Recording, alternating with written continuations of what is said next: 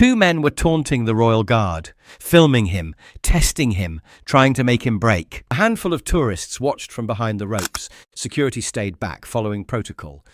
Then they crossed the line. That's when a 10-year-old girl stepped forward from the royal viewing area. Wasn't just any child. It was Princess Charlotte. She said 8 words and made grown men feel smaller than shadows. And when one of them invaded the ceremonial space, the guard finally moved. But before we show you how centuries of discipline shattered in a single moment, make sure you're subscribed and drop a comment below telling us where in the world you're watching from. Now let's get into it. The spring air outside St. James's Palace had that strange London quality where history seemed to hover just above the cobblestones. This wasn't Buckingham, with its towering gates and swarming crowds of selfie takers. This was older, quieter, more formal, a corner of royal tradition that had aged gracefully in the shadow of grander stages. Only a dozen tourists lingered behind the rope barriers, most having stumbled upon the scene by accident. Their guidebooks had pointed them toward the main attractions, but they'd taken a wrong turn and found themselves facing scarlet doors and honey-coloured stone, now catching the pale morning sunlight like a postcard that hadn't been printed yet. Behind a modest partition that most visitors never noticed stood Princess Charlotte of Wales, her posture unusually composed for someone who'd only been alive for 10 years. Navy wool coat, buttoned precisely to the collar, hair parted down the middle and woven into a practical braid. Her shoes, polished but not flashy, stood exactly together. If you didn't know better, you might assume she was just another well-dressed schoolgirl on a formal outing. But she wasn't. This was her first ceremony without parents hovering nearby or brothers creating distractions. No George explaining regimental history, no Louis fidgeting beside her. This was different. A quiet test run designed to teach her what it meant to observe without intervening. Watch, listen, learn. That was the assignment. She didn't fidget, didn't ask questions. She absorbed everything with the kind of focused attention that sometimes unsettled adults who weren't used to being studied so carefully. Teachers at Lambrook said Charlotte had a gift for noticing things others missed, that she picked up emotional undercurrents faster than students twice her age, that she listened when no one thought she was listening. Right now, she was doing exactly that. Her gaze had settled on the ceremonial guardsman posted outside the main gate, with curiosity sharpened by months of prior exposure. She'd seen this before: the red tunic, the bearskin hat, the absolute stillness in a sea of constant movement. There was something about this particular man that caught her attention, something in the way his boots aligned perfectly with the paving stones, how the breeze caught his tunic but didn't disturb his posture, how he hadn't even blinked when a pigeon landed 3 feet away. Charlotte tilted her head slightly, not in confusion, but in assessment. Her aide leaned down and whispered softly, "The changing won't happen for another 15 minutes, ma'am. But you can already tell he's exceptionally well trained." Charlotte didn't respond because she was watching something else now. 2 young men had drifted too close to the barrier's edge, laughing at something on one of their phones. One held it up, recording. Something in her spine stiffened, just slightly. She didn't know exactly what was wrong yet, but something was. And Charlotte had always been good at noticing things just before they went sideways. Guardsman Nathan Bell had been standing for 43 minutes when the pair of men caught his peripheral attention. Not that he looked at them directly. His head remained perfectly still, chin set, eyes fixed on that precise point between 2 flagstones at the far side of the square that his training had taught him to focus on. But he'd already catalogued their presence, the erratic pacing, the phone being passed back and forth between unsteady fingers, the laughter that didn't quite match the reverent atmosphere of the setting. He noticed everything, always had. It was the one habit that had followed him out of Northern Ireland, that constant, low-frequency alertness that had kept him breathing through 2 deployments. Nathan wasn't some fresh-faced recruit playing dress-up. He was 29, older than most standing ceremonial posts. Before the bearskin and red tunic, He'd worn patrol caps and desert boots, carrying his service rifle through places where people watched you, not with curiosity, but with hatred. His left leg still ached sometimes, especially when the weather changed. A patrol incident 2 years back, nothing dramatic in the reports, just a roadside stumble that went wrong, had earned him a metal plate, a year of physical therapy, and a reassignment to ceremonial duty. If anyone assumed that meant he was done being a real soldier, they were about to learn otherwise. Nathan treated his ceremonial post the same way he'd treated every deployment, with precision, with pride, and with the understanding that looking decorative didn't mean being defenseless. His grip on the wooden rifle never loosened. His feet stayed positioned exactly 6 inches apart, left heel aligned with the stone seam beneath him. Every 20 minutes, he would march 6 paces forward, execute a perfect pivot, and return. The rest of the time, he remained still, not like a statue, but like a loaded weapon with the safety on. Most tourists never noticed the difference, but Nathan noticed them. His gaze never moved, but his mind worked like radar, tracking every shift in the square. The elderly woman adjusting her camera angle, the child inching toward the rope with a helium balloon, the young couple having a hushed argument near the west gate. None of them registered as threats, just movement to be catalogued. Then there were these two, early 20s maybe. One in a grey hoodie that had seen better decades, rocking back and forth on his heels like he was listening to music no one else could hear. The other had that particular angular build that came from too much time hunched over screens. They weren't dressed like tourists, didn't act like them either. Nathan's jaw tightened almost imperceptibly. He didn't have the authority to act on instinct, not yet. Ceremonial rules were carved in stone. You don't speak, you don't react, you don't even blink. Unless direct contact is made or the sacred boundary is breached, you hold the line until the exact moment you're told not to. Still, he'd already adjusted his breathing, slower, more controlled. They were filming him now, and experience had taught him what that usually meant. Some people saw a soldier in dress uniform and thought discipline. Others saw target. The one in the hoodie spoke first. "Oi, mannequin!" he muttered, not quite loud enough to draw security attention, but just enough to reach Nathan's ears. "Bet you're not even human under there." His friend snorted behind the phone camera, angling for a clear shot of Nathan against the pale palace stone. The red tunic stood crisp and perfect, but the man inside didn't acknowledge their existence, not a blink, not a breath out of place. "Oh, he's good," said the one filming. "Proper statue, this one. Go on, give him a tickle, see if he laughs." A couple nearby turned slightly, curiosity catching their attention. One mother instinctively pulled her child closer. Another man shook his head in disgust and walked away entirely. But the two young men only grinned wider. They weren't trying to be subtle anymore. From her position behind the royal viewing screen, Princess Charlotte's eyes narrowed. She couldn't hear every word from this distance, but she didn't need to. She'd seen this kind of behaviour before. Boys who either didn't know where the line was, or who knew exactly where it was and simply didn't care. Her instructors had talked about it during her etiquette lessons. Her mother had mentioned it too, in those quiet conversations that happened between official duties. "Sometimes people don't respect the uniform until it pushes back," Catherine had once said, "and by then it's usually too late for apologies." Charlotte said nothing to her aide. Her back just straightened slightly, which the royal protection officer to her right noticed immediately. He took a small half step forward, closer to the barrier, but didn't speak. Protocol was clear. The princess was observing, learning. The guardsman on duty had full authority to manage non-contact provocation unless clear escalation occurred. The man with the phone moved closer, stepping near enough to the rope that his shadow fell across Nathan's polished boots. "Still nothing?" he said, tilting his head like a child inspecting a museum display. "What if I start singing? Bit of karaoke to liven things up."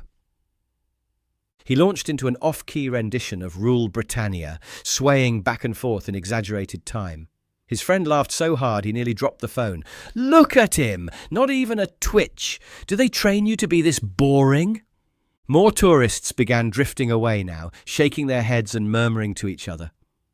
A young woman whispered something to her partner and gestured toward Charlotte's viewing area with obvious concern. That's when the man in the hoodie reached into his jacket and pulled out a crumpled chip bag, the kind coated in bright orange seasoning and grease. With a casual flick of his wrist, he lobbed it toward Nathan's feet. It hit the ancient stone with a dry rustle, landing inches from those perfectly positioned boots. Nathan didn't move, didn't even glance down at the litter now decorating the ceremonial space. But Charlotte's hands, clasped neatly in front of her, curled into small, pale fists. The second man saluted mockingly, his movements loose and theatrical. "10 hut! The wax figure's earned his chips, lads." Someone nearby muttered, "All right, that's enough now," but no one actually intervened. Nathan Bell had been insulted before. Had things thrown at him during his ceremonial duties, had tourists tried to make him flinch for their social media content, but this felt different. There was an edge in their voices now, a building energy that suggested they believed the crowd would protect them from any real consequences. Charlotte glanced up at her aide, who leaned down and whispered, "We can relocate, ma'am, if you'd prefer not to watch this continue." Charlotte didn't move. "I want to stay."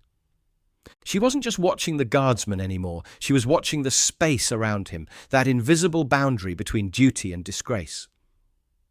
And it was getting thinner by the second. The laughter hadn't stopped. If anything, it had grown more confident, that brittle, brash kind of laughter that came from people convinced they couldn't be touched. Nathan stayed exactly where he was, eyes forward, shoulders square. The chip bag lay between his boots, like some pathetic offering from men who thought mockery was entertainment. Then came another salute, more theatrical this time. "Permission to enter the Queen's display cabinet," the man with the hoodie jeered, dropping into a sloppy curtsy. "Or is it King now? Lost track with all the royal drama." His friend wheezed with laughter behind the camera. The remaining tourists weren't laughing. They weren't saying anything at all. Behind the viewing screen, Charlotte's aide tried once more. "Your Royal Highness, this really isn't your responsibility." But Charlotte's voice was calm, almost too calm. "I know it isn't." And then she moved, not dramatically, not suddenly. Just a purposeful step forward that brought her to the edge of the restricted area separating her from the public courtyard. It was subtle but deliberate, and eyes immediately turned toward her. The protection officer's hand twitched near his radio. The two men didn't notice her at first. They were still performing, one zooming in on Nathan's impassive face, while the other pantomimed increasingly ridiculous military poses. Then the one with the phone finally glanced up and saw her. He blinked, confused. "What's this then?" His mate followed his gaze and squinted. "Oh, it's the girl. Little Windsor herself. Come to join the fun?" Charlotte took one more measured step, not crossing any barriers, not violating any protocols, but far enough that her presence became undeniable. When she spoke, her voice wasn't loud, but it carried like a stone skipping across still water. "You think it's brave to mock someone who's not allowed to respond?" The words hung in the air like they didn't belong there, because they didn't. Not from a 10-year-old, not in a palace courtyard where silence and ceremony ruled everything. The man in the hoodie blinked again. "Sorry, what?" "He's serving," Charlotte said simply, "while you're recording a prank." That quieted them, but only for a heartbeat. The one with the camera let out a nervous laugh. "What is this, royal intervention? Are you going to knight him for not blinking?" Charlotte tilted her head slightly, her braid shifting against the back of her coat. "I'm just asking if you feel proud." The laughter died completely. No one moved. Even the tourists behind them had stopped their own filming. One woman slowly lowered her phone, as if realizing for the first time that she'd been recording something she didn't want to be part of. Charlotte stood perfectly still. The protection officer behind her held position, knowing that unless someone crossed the barrier or made a direct threat, protocol required his hands to stay at his sides. "You're trying to get a reaction out of someone who isn't allowed to react," Charlotte continued, her voice steady and clear. "You think that's performance. It isn't. It's restraint." The man in the hoodie opened his mouth, then closed it again. Nathan hadn't moved so much as a muscle, but everyone could feel that the balance in the square had shifted fundamentally, not because the soldier had acted, but because a child had. The silence that followed was different from what had come before, heavier, like the ceremony itself had paused to listen. The two men hadn't expected resistance, not from the guards' discipline, not from the crowd's disapproval, and certainly not from being called out by a 10-year-old who hadn't raised her voice but had somehow emptied theirs.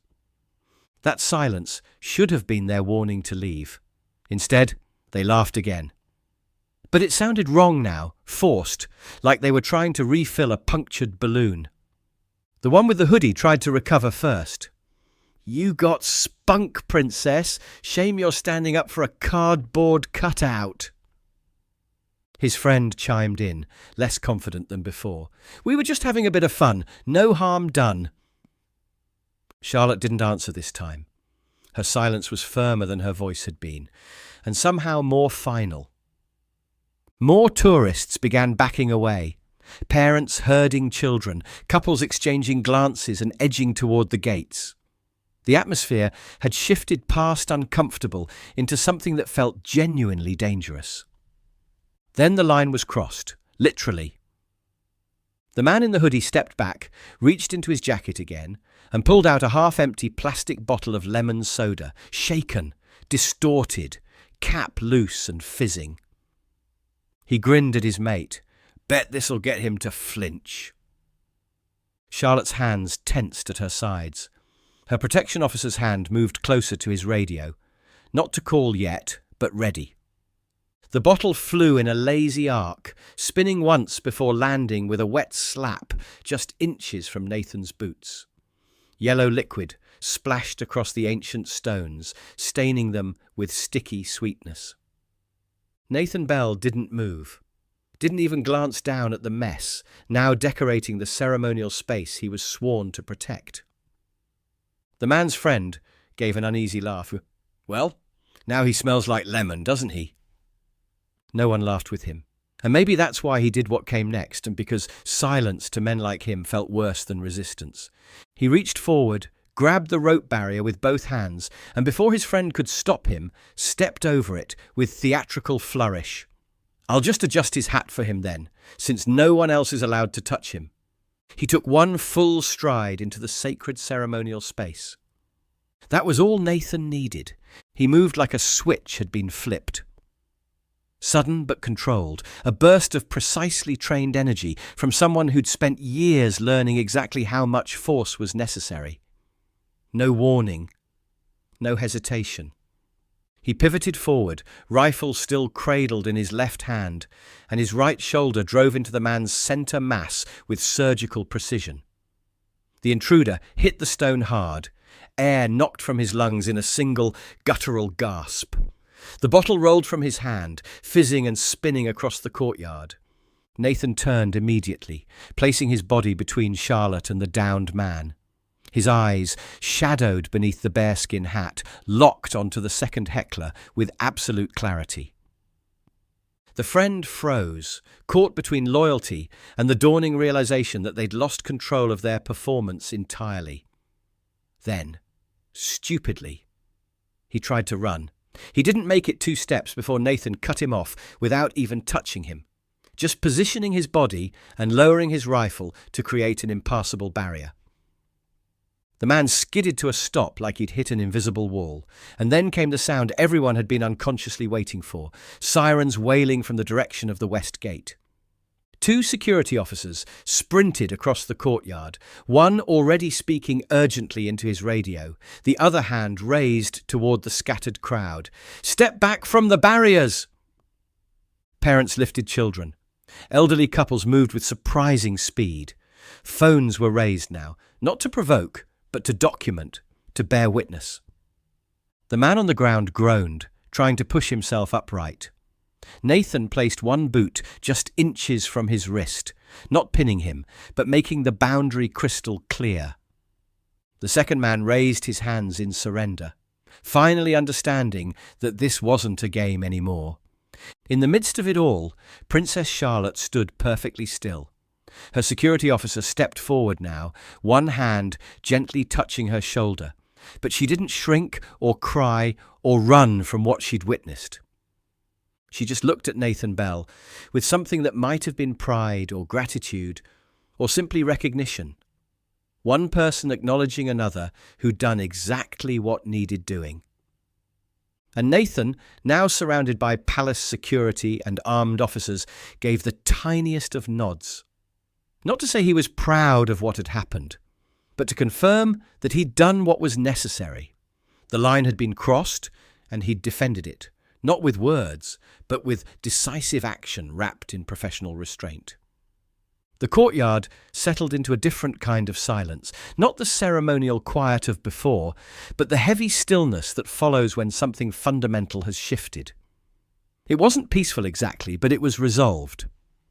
Two men now sat against the low wall near the forecourt gate, wrists secured with restraints, one still wheezing from the shoulder hit, while the other kept muttering about just joking and free speech. But nobody was listening to their excuses anymore. Nathan Bell stood several paces away, posture controlled, rifle properly positioned across his chest. His bearskin hat remained perfectly aligned. Not a single thread on his uniform was out of place. He looked like he hadn't moved at all, but everyone knew better now.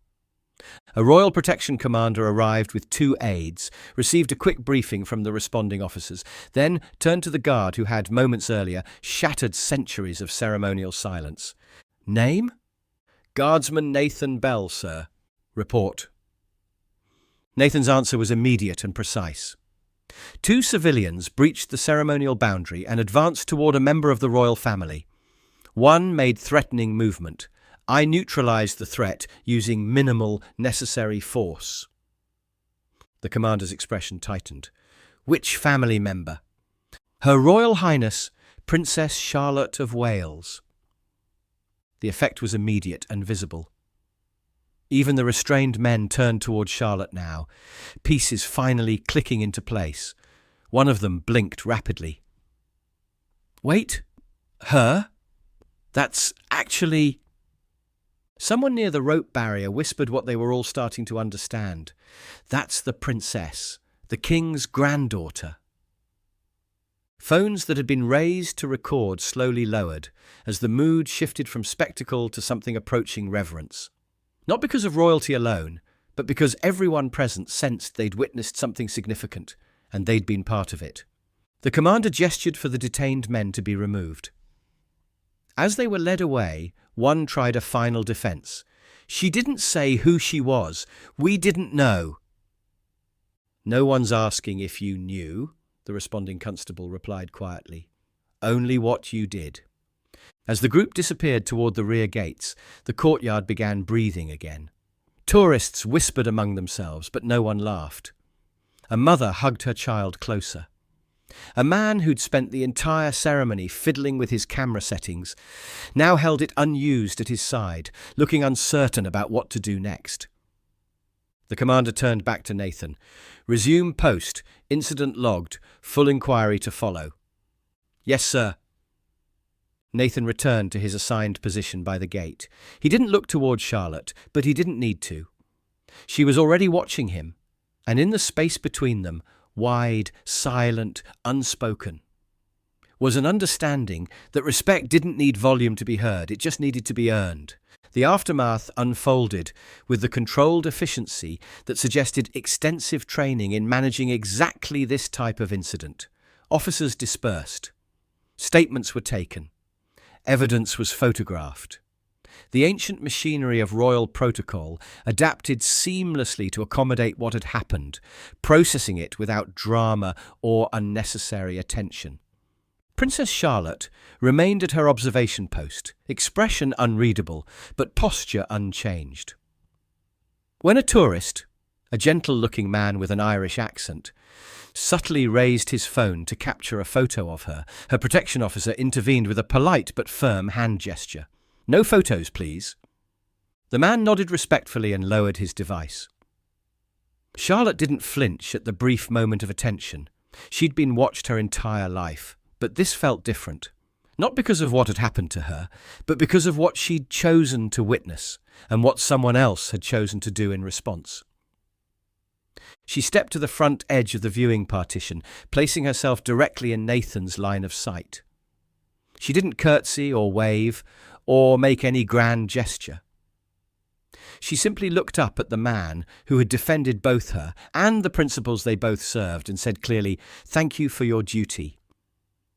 It was soft, measured, but in a place where silence ruled absolutely, even a whisper could land like thunder. Nathan couldn't respond. Ceremonial protocol prohibited any acknowledgement while on post, but for the briefest moment he adjusted his stance. Just slightly, a barely visible shift of weight that only she could see. It was enough.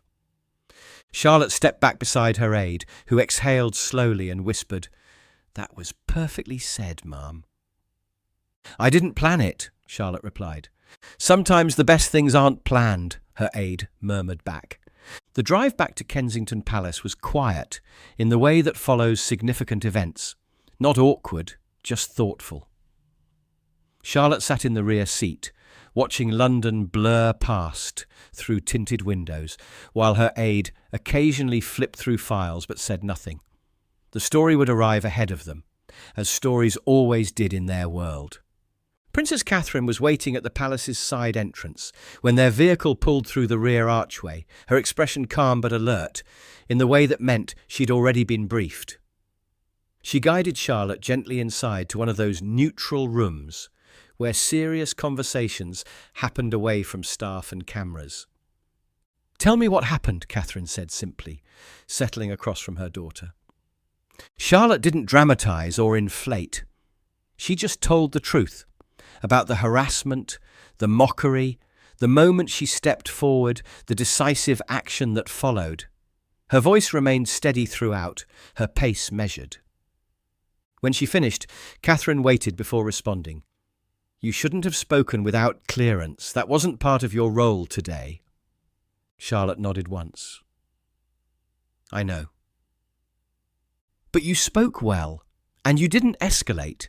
You made them reconsider their behaviour without shouting or threats." Charlotte looked down at her hands.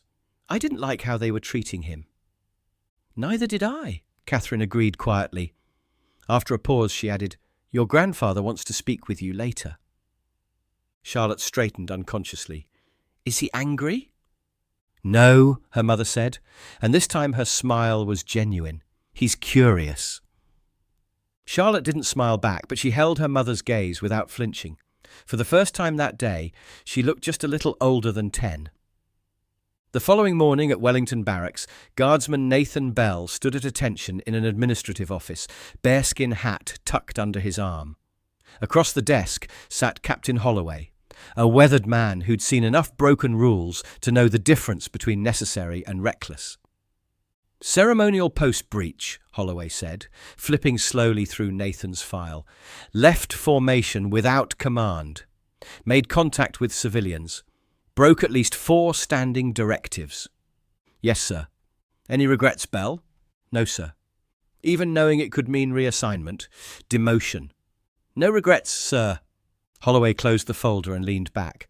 "Good thing that's not what's happening." Nathan blinked. "Sir?" "You're being reassigned, yes, but not as punishment." He pulled out a sealed envelope. "Request came through this morning, direct from Palace Security, rotating attachment to Royal Family Ceremonial Support, with particular availability for Princess Charlotte's security envelope." Nathan hesitated before taking the envelope.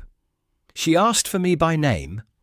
She remembered everything, Holloway said. Apparently the princess has a memory like a steel trap and a sense of justice to match.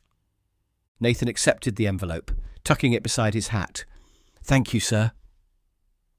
What you did out there wasn't just following protocol, Holloway continued. It was presence, composure, the kind of example the uniform should represent. It was Tuesday again when the forecourt outside St. James's Palace hosted another changing of the guard ceremony. Same stone walls, same rope barriers, same gentle hum of footsteps and whispered commentary. But something had shifted in ways both subtle and profound. The ceremony proceeded with familiar precision. Boots on stone, brass instruments echoing against marble walls, tourists watching respectfully from behind barriers that no one tested or challenged. Word had spread through travel forums and social media, not as scandal, but as reminder, a quiet lesson about boundaries and the people who guard them. Near the front barrier, a young boy in school uniform held the rope with both hands, while his teacher murmured historical facts. But the boy's attention was fixed on one particular figure. Nathan Bell, back in full ceremonial dress at his newly assigned position, stood in perfect stillness. Not punishment, recognition. The boy whispered to his teacher, "Is that the one who protected the princess?" The teacher nodded without looking up. "That's him?" The boy straightened his shoulders and stood a little taller. Behind the restricted viewing area, Princess Charlotte watched in her familiar navy coat, braid tight, expression composed. She said nothing, didn't wave or draw attention to herself. But when Nathan passed during the ceremonial rotation, eyes forward, bearing impeccable, her gaze followed him with the slightest, almost imperceptible tilt of acknowledgement. Nathan, still bound by protocol and ceremonial silence, didn't look her way, but something in his bearing shifted slightly. The line of his spine, the precision of his step. As the final notes of the regimental march echoed across the square and the ceremony concluded, the crowd began to applaud. Not wildly or chaotically, but respectfully, sustained. A ripple of recognition that moved outward from those who understood what they were witnessing to those who simply sensed that something meaningful had happened here. The boy at the front gave a small, earnest salute. Nathan didn't respond directly. He couldn't, but the momentary pause in his stride spoke volumes to anyone watching carefully enough. Behind the barrier, Princess Charlotte stood quietly, hands clasped, still a child but one who had spoken when it mattered and learned what it meant to be heard. In the space between ceremony and courage, tradition and truth, she'd found her voice. And in doing so, had reminded everyone present that some things, respect, duty, the willingness to stand up for others, never go out of style. They just need someone brave enough to speak up when speaking up matters most. Have you ever seen someone stand up when no one else would? What would you have done if you saw a royal guard being mocked in public? Should Princess Charlotte have spoken or stayed silent? Drop your thoughts in the comments. We read every single one. If this story moved you, tap that like button and make sure you're subscribed with notifications on. And if you know someone who needs a reminder about what real courage looks like, share this story with them. Your next story is waiting right there on screen. Click it, and I'll see you tomorrow with another moment that proves the same truth. Real strength doesn't announce itself with noise. It simply steps forward when stepping forward is needed.